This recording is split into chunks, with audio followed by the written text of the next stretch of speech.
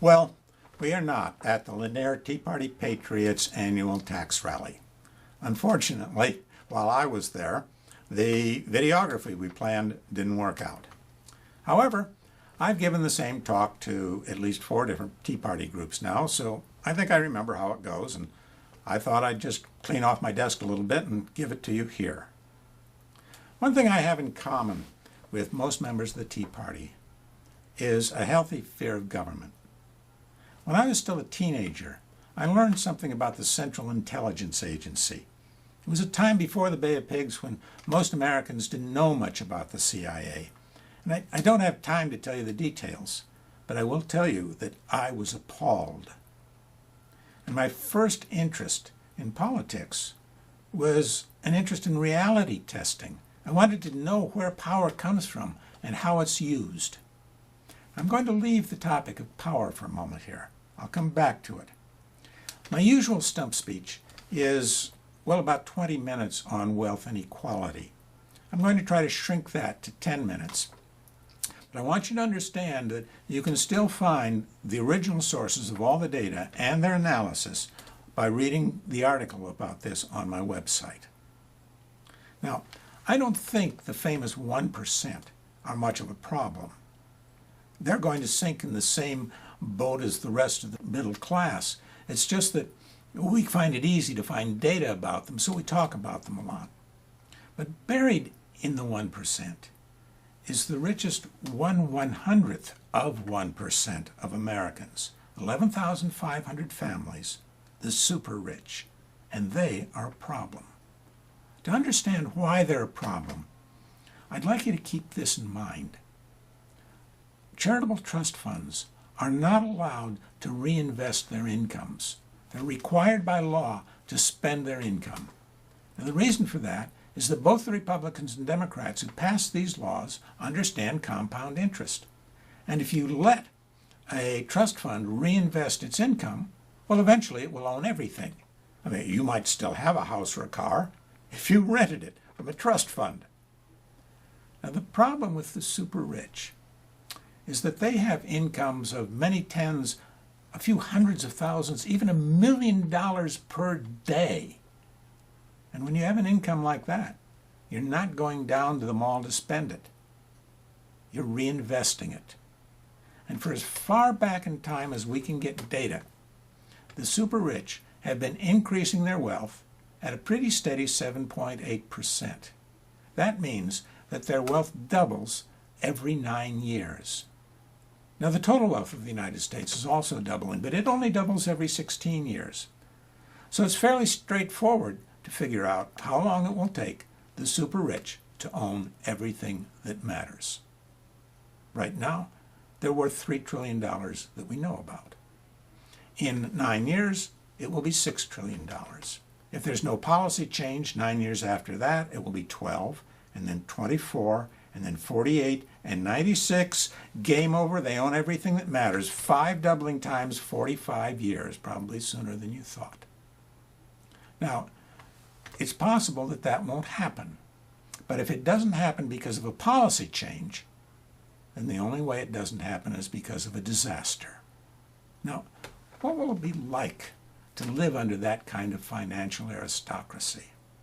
Well, we should be able to imagine it because it's happening to us now. We just don't notice it because we're focused on our debt instead of their wealth.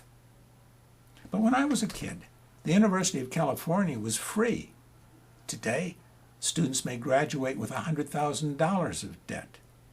And that debt is someone else's wealth. We're pleased with how the housing market has recovered. Well, recovered for whom? There are not more homeowners, there are fewer. But there are corporations like the Silver Bay Realty Trust that have been buying up houses on the cheap and turning them into rental properties. Their investors think they know the future. The median American now reaches retirement age worth $87,000. That's not enough to own your own home, so what do? Well, maybe you get a reverse mortgage and live on Social Security. But that reverse mortgage, that sent the last of your wealth to the super rich. And if you think your house is going to be resold to some young person $100,000 in debt, you're mistaken. It's going to be turned into rental property.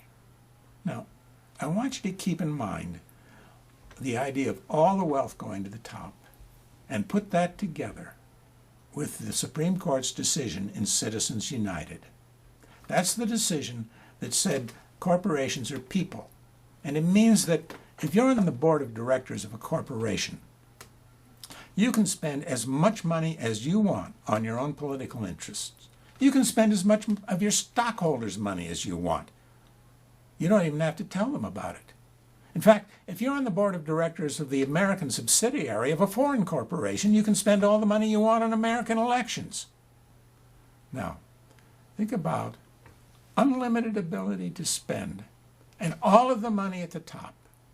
We are facing a time in the very near future when the only political debate in America will be debate between corporations. And we have a word in English for government by corporations. It's called fascism.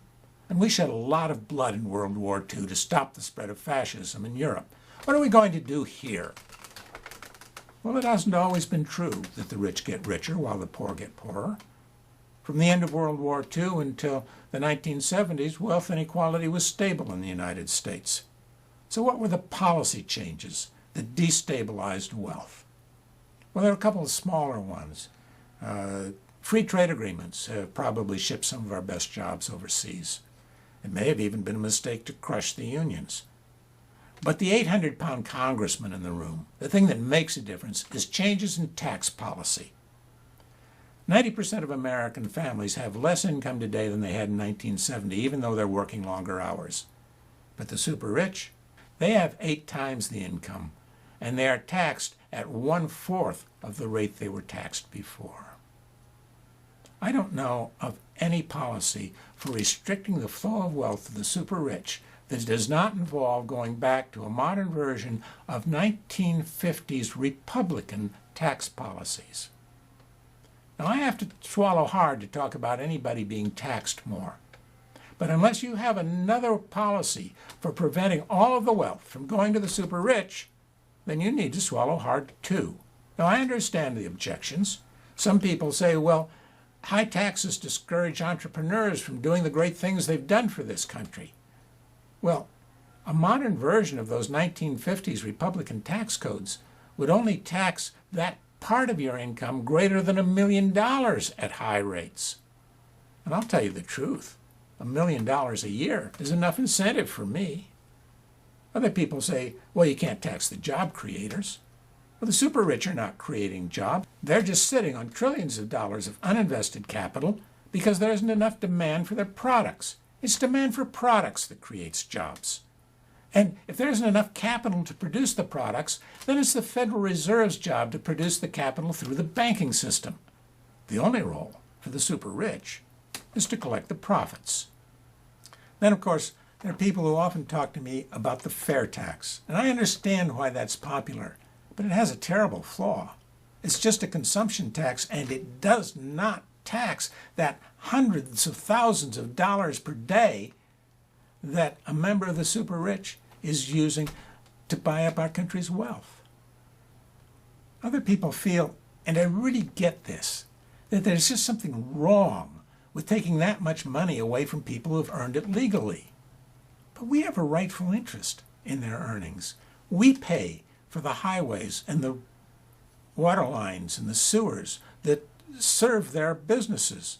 We pay for the police and fire departments that protect their wealth. And all too often, we go to war in defense of capitalism, and some of us die. We're entitled to a share of the wealth. And if laissez-faire capitalism means that all of the wealth goes to 1/100th of 1% of Americans, then laissez-faire capitalism needs a leash. There are also people, of course, who just want small government. And they legitimately ask, well, what would you do with the money? Well, Dwight Eisenhower used it to build the interstate highway system. We could use it to start paying off the national debt. Or we could shore up Social Security. Or if we wanted, we could make college education affordable again. But if we couldn't think of anything useful to do with the money, then we should just burn it. Because the one thing we cannot allow in this country is for 11,500 families to do to America what we would not permit a trust fund to do to America. Today, when I think about power, I think about the boards of directors of big corporations. Government is a tool, and it is not yet a perfect tool for corporations, because there are still members of Congress who want to pass a constitutional amendment to reverse the Citizens United decision. Now, it doesn't matter if you disagree with everything else that those congressmen have to say.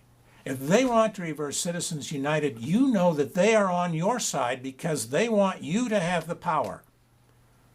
And if you have a congressman who has not been working for that amendment, you have a bought man. Now, if you think anything I've been saying is somehow contrary to the spirit of the Constitution, I want you to remember that James Madison himself, the main author of the Constitution, told us that it is the duty of government to prevent the immoderate accumulation of wealth.